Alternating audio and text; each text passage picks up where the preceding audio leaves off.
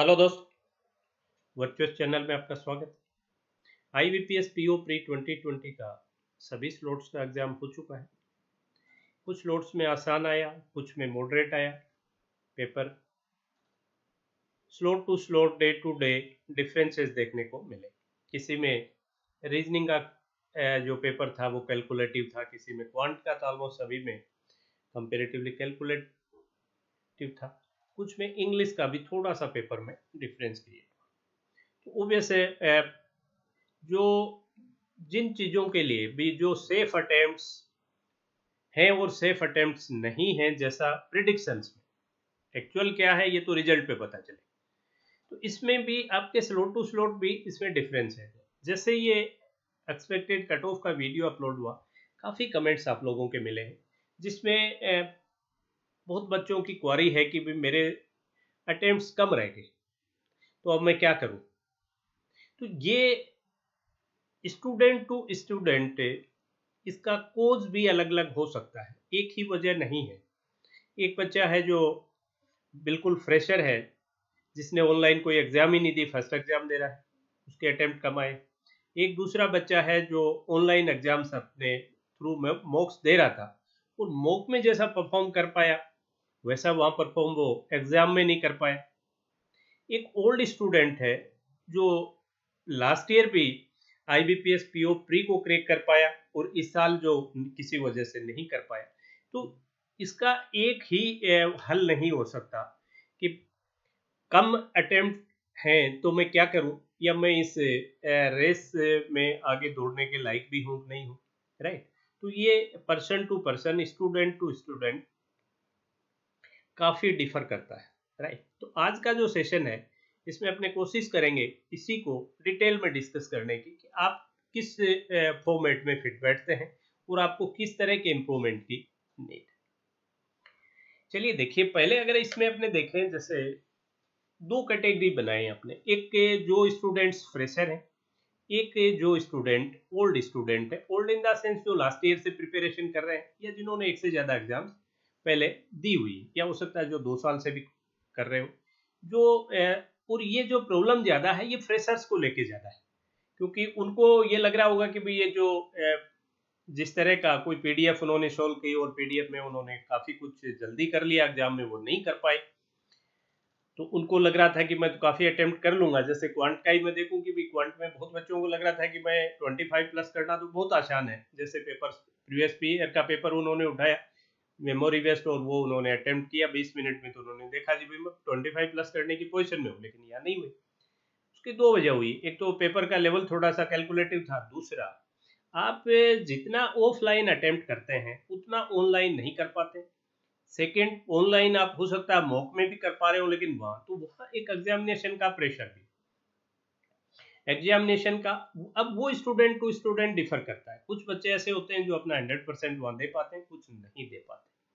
तो first of all मैं सभी से आपसे ये जरूर कहना चाहूँगा कि एग्जाम में जब भी जाएं, आप कोई टारगेट लेके नहीं जाएं, कोई स्ट्रेस लेके नहीं जाएं, और आप ये मान के जाएं कि भाई मुझे मेरा बेस्ट देना है, आगे ईश्वर की मर्जी है। नहीं तो ये एग्जाम में जो देने जा रहा हूँ ये पहला एग्जाम है, नहीं ऐसा ये कोई आखिरी एग्जाम है। ऐसे एग्जाम साल में कई होते हैं, और मुझे कई और भी बहुत एग्जाम ऐसे देने हैं, तो मैं मेरा बेस्ट दूंगा, उसके बाद जो होगा सो देखा जाएगा। प्रेशर लेके मत जाइए। राइट। अब कुछ जैसे फ्रेशर ऐसे होंगे जिनके पास कोई भी मॉक सीरीज नहीं होगी, मॉक टेस्ट उन्होंने परचेज नहीं कर रखे होंगे, क्योंकि ऑनलाइन खूब कंटेंट मिल रहा है और वो वहां से स्टडी कर पा रहे हैं। तो उनको लगा होगा कि मॉक टेस्ट की मुझे नीड नहीं है, लेकिन ये मस्ट है। आप किसी भी ऑनलाइन को, ऑनलाइन जो भी कोई एग्जाम अगर हो रही है, तो ऑफलाइन और ऑनलाइन के जो डिफरेंस को डाइल्यूट करने के लिए मॉक टेस्ट आपके पास होना ही होना चाहिए। कोई भी टेस्ट सीरीज ले लो, मैं ये नहीं कह रहा पर्टिकुलर आप ये लो भी। जैसे मैं आपको प्रैक्टिस मॉक के लिए कहता हूँ, क्योंकि प्रैक्टिस मॉक का जो कंटेंट है वो मैंने पर्सनली चेक किया। राइट। बट अगर आपके पास किसी और भी की कोई टेस्ट सीरीज है तो वो भी ठीक है, कोई प्रॉब्लम नहीं है उसमें, लेकिन होनी चाहिए एट ए टाइम आपके पास। एडजस्ट होगी तो नहीं परचेज करो, ये अच्छा इन्वेस्टमेंट है, मस्ट है। इससे क्या होगा, जब भी, क्योंकि आपके पास से पेपर आपका इतना मुश्किल नहीं है, आपका टाइम मैनेजमेंट इंपॉर्टेंट है। एग्जाम में आपके जो प्री लेवल का एग्जाम स्पेसिफिकली, इसमें सबसे इम्पोर्टेंट है टाइम मैनेजमेंट। जो 20 मिनट्स हैं उनका ऑप्टिमम यूज कैसे करें, उस 20 मिनट में ज़्यादा से ज़्यादा अटेम्प्ट कैसे करें। तो ये आपको जो आप मॉक पेपर देते हैं तो इसमें आप अपनी स्ट्रेटजी कुछ चेंज किया करें, जब भले वो क्वांट हो रीजनिंग हो। इंग्लिश में आई थिंक आपके ज़्यादा कोई शॉर्टेज स्लाइड उसमें भी नीड है कि जो आपका ग्रामेटिकल पोर्शन है उनको जल्दी करो, क्योंकि उनमें टाइम नहीं लगता और आपके पास सफिशिएंट टाइम फिर आरसी और उनके लिए क्लोज टेस्ट के लिए बच जाता है। तो पहले वो कीजिए फिर आरसी पे जाइए। लेकिन इनमें क्वांटो रीजनिंग में तो बहुत इंपॉर्टेंट है। तो इसमें जैसे आप जब भी मॉक टेस्ट है तो आप अपनी एक स्ट्रेटजी रखें। जैसे क्वांट की आपने कोई एक पर्टिकुलर स्ट्रेटजी भी, मैं एक बार आपने मॉक पेपर दिया तो आपने मॉक पेपर में पूरा उस मॉक पेपर को देखा कि भाई कहाँ कहाँ क्या आसान और मुश्किल क्वेश्चन है, और उसके अकॉर्डिंग जो आपकी स्ट्रेंथ है या जो आपने जल्दी, जैसे स्पीड मैथ वाला पार्ट हो गया, अप्रोक्सीमेशन, क्वाड्रेटिक, नंबर सीरीज, इसका जो पार्ट था वो। फिर आप देखेंगे कि नंबर सीरीज में भी आपने जो नंबर सीरीज देखते ही आपको लगी हाँ डन मैं ये कर लूंगा, वो आपने अटेम्प्ट की, और बाकी आपने अटेम्प्ट एक बार नहीं किया, आपने लास्ट के लिए छोड़ दी। और फिर आप जैसे कोई डीआई पे चले गए, डीआई को भी देखते ही आपको डीआई पे भी आप एकदम नहीं उलझना है। डीआई जैसे आपने देखी लगाई कैलकुलेटिव, उसको छोड़ दिया, आसान की तरफ चले गए, मिसलेनियस पे चले गए। तो आप बार बार अपनी स्ट्रेटजी वैसे ही रीजनिंग में भी, जैसे आप कभी मिसलेनियस पे पहले गए, कभी आप जैसे सिटिंग अरेंजमेंट पे, पजल पे, तो आप अपनी एक स्ट्रेटजी फिक्स करो और आप उससे खुद ये देखो कि मैं जब ये पर्टिकुलर कोई स्ट्रेटजी जब ऑप्ट कर रहा हूं तो इन 20 मिनट का ऑप्टिमम यूज कर पा रहा हूं, वही रखिए। तो इसके लिए मॉक टेस्ट की एक सीरीज होना बहुत जरूरी है आपके लिए, राइट। ओल्ड स्टूडेंट्स के पास आई थिंक सभी के पास टेस्ट सीरीज होगी, और अगर नहीं है तो वो भी ये परचेज करें, और वो ज्यादा ध्यान इस चीज का रखें। उनकी प्रिपरेशन आई थिंक एक लेवल की जरूर है कि वो एग्जामिनेशन जब हॉल में जाएं तो प्रेशर लेके नहीं जाए। ये नहीं है कि यार मेरे को 2 साल हो गए, मेरा होगा कि नहीं होगा। आप अपना बेस्ट दीजिए, जिस दिन भी आप रिलैक्स होके जाएंगे, स्ट्रेस नहीं लेंगे, उसी दिन आपका सिलेक्शन हो जाएगा, क्योंकि बहुत नजदीक। अब मेन है कि आप जैसे अनरिजर्व कैटेगरी के लिए वजह, क्योंकि कुछ बच्चे ऐसे होंगे जिनके अटेम्प्ट जो है वो लेस से, जिसको वो कम या ज्यादा मान रहे हैं। जैसे मान लो अनरिजर्व कैटेगरी है, उसके 45 से लेस देन 40, एक बच्चा है जिसके लेस देन 45, और एक है जिसके मोर देन 45। मोर देन 45 है, उनके अटेम्प्ट ठीक है। वो सिलेक्शन होता है नहीं होता है, ये देखिए आपका एक्यूरेसी और आपके वो बताएगा रिजल्ट। और एक है लेस देन 45। लेस देन 45 जिनके अटेम्प्ट है उनको अपनी स्पीड भी इंप्रूव करने की जरूरत है, उनको मोर प्रैक्टिस की नीड है। मोर देन 45 है, उन बच्चों से मैं ये जरूर कहना चाहूंगा कि अभी कोई भी प्री का एग्जाम जल्दी नहीं है। प्री का सिर्फ एक एग्जाम, अभी नोटिफिकेशन जितने आए हुए हैं उनमें आईपीएस क्लर्क का है, और उसमें भी अभी टाइम है आपके पास। तो आप जब तक रिजल्ट नहीं आए टोटली मेन पे फोकस कीजिए, और एक पर्टिकुलर टाइम फिक्स कर दीजिए, भाई डेली 1 आवर, 1.5 आवर ये मैं प्री को दूंगा। तो प्री की जो भी कोई क्लासेज आप जो ज्वाइन की हुई हैं आपकी ऑनलाइन, और उनके थ्रू या कोई पीडीएफ आप सोल्व करते हैं तो उनके थ्रू आप कनेक्टेड रहिए। मैं ये नहीं कहता कनेक्टेड मत रहिए, बट आप 100% फोकस से प्री पे मत कीजिए, क्योंकि आपकी प्रिपरेशन एक लेवल तक की जा चुकी है। तो आप एक्सक्लूसिव पूरा फोकस कीजिए मेंस पे, क्योंकि मेंस एक साथ 5 क्लब हो गई आपकी, एसबीआई क्लब की, आरबीआई असिस्टेंट की, फिर आरआरबी की 2, फिर आईपीएस पीओपी की। तो 5-5 एग्जाम क्लब होगी। तो और आप मेंस में देखते हैं तो बहुत बड़ा डिफरेंस नहीं है मेन में। डिफरेंस है, मैं नहीं कहता कि जीरो हो गया डिफरेंस, बट बड़ा डिफरेंस नहीं रहा। क्लर्क का मेन का लेवल भी अच्छा आने लगा, पीओ का तो ऑब्वियस अच्छा आता है। आरआरबी पीओ का लास्ट ईयर का अगर क्वांट का पेपर देखो तो आई थिंक आईबीपीएस पीओ के मुकाबले और एसबीआई पीओ के मुकाबले का पेपर था। तो आप ये नहीं है कि मैं आरआरबी पीओ का कर रहा हूँ या आईबीपीएस से या एसबीआई क्लर्क मेन का कर रहा हूँ या आरबीआई असिस्टेंट में, कोई बड़ा डिफरेंस नहीं है। आप मेंस की क्लासेज या मेंस की प्रिपरेशन जरूर कीजिए, राइट। और जिन बच्चों का लेस देन 45 अटेम्प्ट्स है जनरल कैटेगरी में, वो अपना वो भी कम से कम 50% टाइम मेंस को जरूर दें। 50% मेंस को दें, और 50% वो जो आईबीपीएस क्लर्क प्री अगर उनका मोटिव है, अगर उनका मोटिव ही क्लर्क की एग्जाम नहीं है, सिर्फ पीओ का ही देना है, तो 100% मेंस को ही दें। वो मेंस की ही प्रिपरेशन करें मीनवाइल तो अभी, और पूरे 100% इनपुट के साथ करें, कोई हाफ हर्टेड नहीं करें, क्योंकि ये आपके काम आनी है। जिस दिन भी आप प्री क्रैक करेंगे आपको मेन की, तो एक लेवल की प्रिपरेशन आपकी होनी चाहिए, राइट। अब जो कैटेगरी के बच्चे हैं वो ये मान ले कि जैसे मैंने जो यहाँ 45 कहा है, वो एससी के लिए भाई 40 आ गया, एससी के लिए वो 40 आ गया, एसटी के लिए वो 35 तक आ गया, राइट। और जो बच्चे पीडब्ल्यू कैटेगरी में जो ऑर्थोपेडिक्स चैलेंज और जो विजुअली इम्पायर्ड के अलावा जो दूसरे हैं, उनके लिए तो आई थिंक भी अगर उन्होंने कोई अटेम्प्ट ऐसे भी किए होंगे कि उनकी सेक्शनल कट ऑफ क्लियर हो रही है, तो भी वो रेस में ही है, तो उनको तो मेंस की करनी है। लेकिन एससी और एसटी के भी जिनको 35-40 तक भी जिनके अटेम्प्ट है, उनको मेंस की प्रिपरेशन करनी चाहिए अप टू रिजल्ट।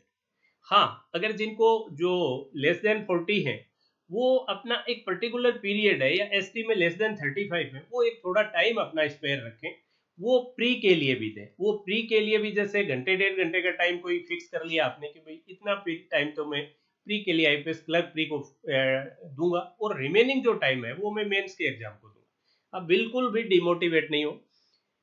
जो भी एक अपनी ही चैनल के रेगुलर व्यूअर हैं, उनके अटेम्प्ट आई थिंक वो जब भी क्लासेज में वो क्लासेज अपनी फॉलो करते हैं, और मैं उनको देखता हूँ कि वो काफ़ी जल्दी ही रिप्लाई कर देते हैं। लेकिन उनके अभी अटेम्प्ट 55 रहे।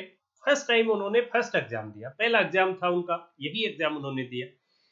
वो बड़े पैनिक हो रहे थे कि मेरे अटेम्प्ट कम रहे, जबकि मैं कह रहा हूँ उनके बहुत अच्छे। एक फ्रेशर है जो पहला एग्जाम दे रहा है आईपीएस पीओ प्री पे, और 55 अटेम्प्ट अगर वो कर रहा है, अच्छी खासी वो रेस में है, और पहली बार, तो उसको तो डिमोटिवेट होना ही नहीं चाहिए।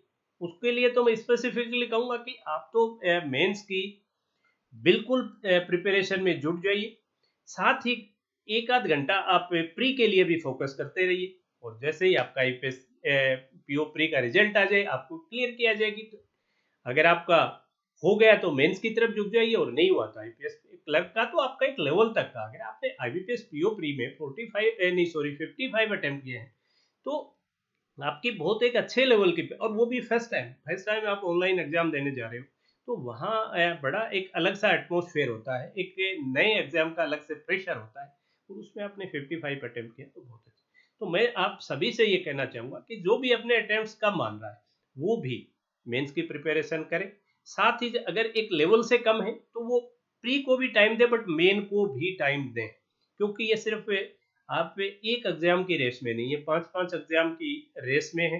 तो पता नहीं कौन सी एग्जाम आपके क्रैक हो जाए, और फिर आपके पास उतना टाइम नहीं बचेगा कि आप मेन क्रैक कर पाए। इसलिए टाइम मेन को ज्यादा दीजिए।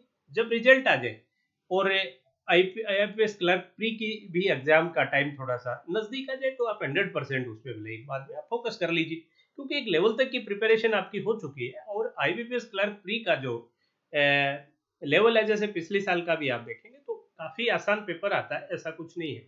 और कुछ स्टेट्स तो ऐसे हैं जिनकी कट ऑफ भी काफ़ी कम चली जाती है।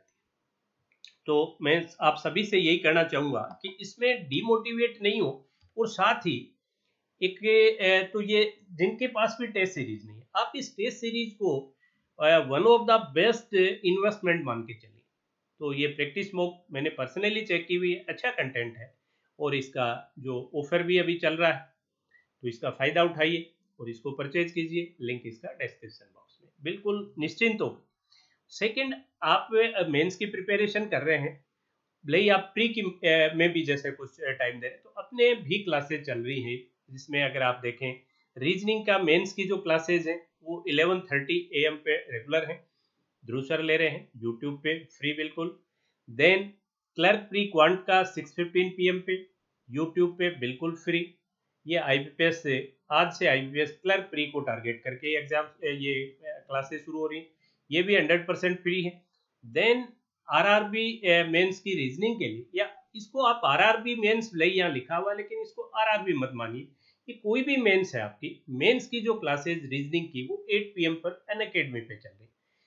ये प्लस कोर्स, जो इनका प्लस का अगर आपके पास सब्सक्रिप्शन है अनअकैडमी का तो आप ये क्लास ज्वाइन कर सकते हैं।